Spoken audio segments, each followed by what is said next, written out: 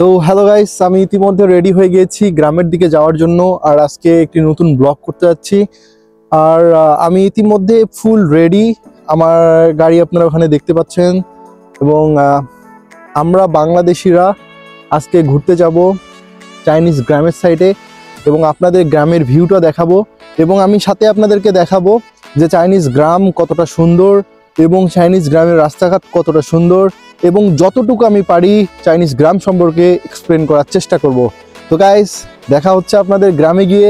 ততক্ষণের জন্য আপনারা যদি নতুন হন, চ্যানেলটা সাবস্ক্রাইব করুন, লাইক করুন এবং শেয়ার করুন আমাদের এই ভিডিওটি সবার মধ্যে। আর ফেসবুক থেকে দেখে থাকলে ফেসবুক পেজটিতে ফলো করুন এবং শেয়ার করুন সবার মধ্যে। আর একটা কথা বলে রাখি, আপনি যদি চায়নাতে রাইড করতে চান, সেটা গ্রামে হোক বা শহরে হোক, অবশ্যই আপনার হেলমেট প্রয়োজন।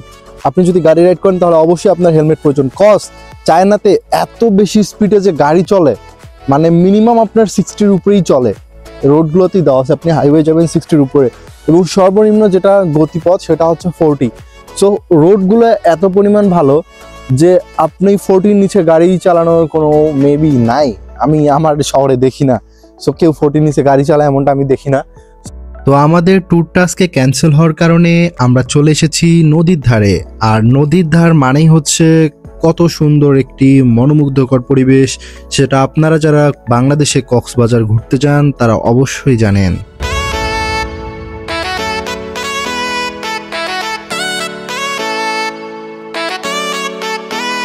প্রকৃতির এই সৌন্দর্য আমরা হয়তো কখনো টাকা দিয়ে কিনতে পারবো না, তবে আমরা এই প্রকৃতির সৌন্দর্যগুলো ভাগাভাগি করে উপভোগ করতে পারবো। আপনারা দেখুন, আমরা আজকে চলে এসেছি কত সুন্দর একটি জায়গাতে। আর চাইনিজরা এই নদীর ধারে এসে ওরা গোসল করে, এইখানে যত চাইনিজরা বসবাস করে।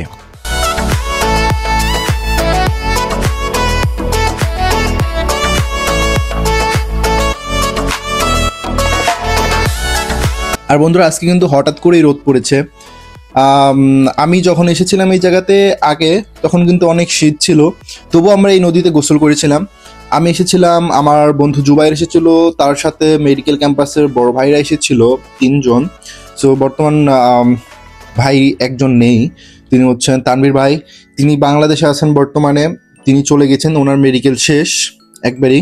তো বন্ধুরা, আজকে এখানে কিন্তু প্রচুর মানুষের ভিড়, তারা সবাই এখানে গোসল করতে এসেছেন। আমিও এসেছি একটু ঘুরে দেখতে, জায়গাটিকে একটু ভালো করে এক্সপ্লেন করার জন্য, কিন্তু আমি আজকে ভিডিও বানানোর কোনো সুযোগই পাচ্ছি না, কারণ যে পরিমাণে রোদ পড়েছে আজকে, মানে বলার বাইরে। আর এই রোদের কারণেই কিন্তু মানুষ আসছে আজকে গোসল করতে, কজ অনেকদিন থেকে তারা রোদ দেখতে পায় না চায়নাতে।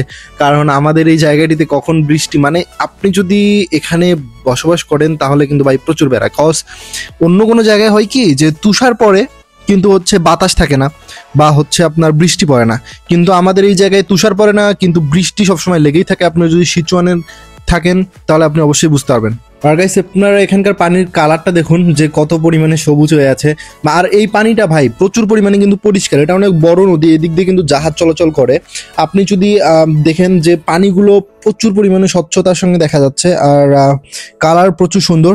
আর এই জায়গাটিকে বলা হয় আপনার ন্যাশিচিটির প্রাণ, কজ এই জায়গা থেকেই হচ্ছে আপনার জাহাজগুলো, বড় বড় জাহাজগুলো এই জায়গা থেকে চলাচল করে। কিন্তু বর্তমান কিন্তু পানি, তাই পাথরগুলো উঠে এসেছে উপরে, পানি শুকে গেছে বর্তমান।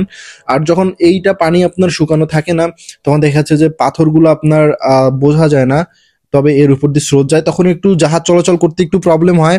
তবু কিন্তু এই আপনার হচ্ছে নদীটা প্রচুর পরিমাণে গভীর।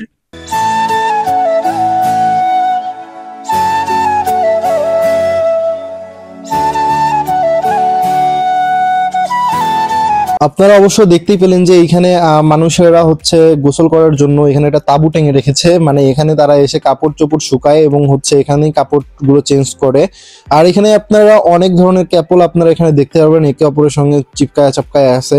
সো ভাই, এগুলো কিন্তু চায়নার বুকে আপনি যে কোনো জায়গায় গেলেই দেখতে পারবেন, কেননা চায়নায় এটা কোনো বিষয়ই না, এটা ইজি। আর আমার বাংলাদেশে হলে ভাই যে কোনো সময় খড় দিয়ে দিত, এখানে এটা কোনো বিষয় না। তাই তো বাংলাদেশ আজকে এত পিছিয়ে আছে যে গার্লফ্রেন্ড নিয়ে ঘোরা যাবে না, গার্লফ্রেন্ড নিয়ে এটা করা যাবে না, ওটা করা যাবে না, কিন্তু এখানে এসব কোনো প্যারাই নাই। আমি মনে করি যে এদের পরিবার হয়তো এদের জীবনে শুধু আনন্দটাই শেখায়, আর শুধু শেখায় মানুষকে রেসপেক্ট করা, মানুষের সঙ্গে মেশা।